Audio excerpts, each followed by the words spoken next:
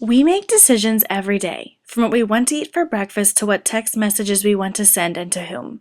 Sometimes it's hard enough making decisions just for ourselves, let alone having to consider other people's opinions as well. But because everyone does have opinions, it's important to understand that small group decision making is a fundamental part of any given workplace, and the better you are at it, the easier it will be to work with people. This past fall, I participated in an immersive learning program called Pathways Out of Poverty. I worked with 7 other communication students, including Ashley, myself, Leslie, Synovia, Paul, Corey, Vic, and Travis. We worked our way through a concept called small group decision making, a vital and necessary aspect in our everyday lives and something that was crucial to this particular project. In my immersive learning project, I was a part of 2 different small groups. The larger group consisted of those who I already introduced and also our professor, Dr. Beth Messner.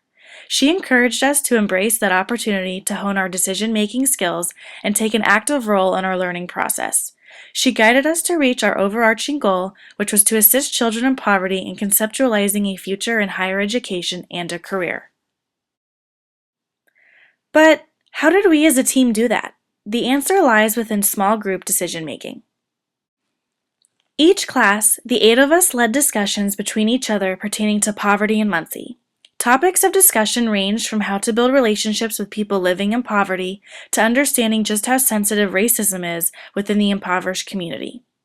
Another big topic that led most of our discussions were the lessons we had to teach at Motivate Our Minds and the Roy C. Bewley Center. The 8 of us had to decide upon concepts like conflict management, communication, emotional well-being, financial success, the road to college, community and role models, self-concept and self-esteem, and jobs versus careers. The smaller group, which consisted of Ashley, me, Travis, and Vic, taught 1 lesson 1 day a week to 6 students at the Bewley Center. We met several times a week outside of class to decide the proper plan of action we needed to implement to make sure we were prepared.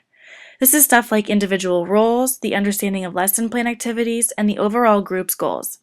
But no matter how prepared we were, there were some decisions that had to be made spontaneously.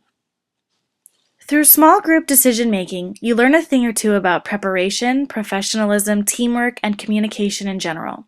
More than likely, you and your teammates will have to work with important partner organizations that entrust in you.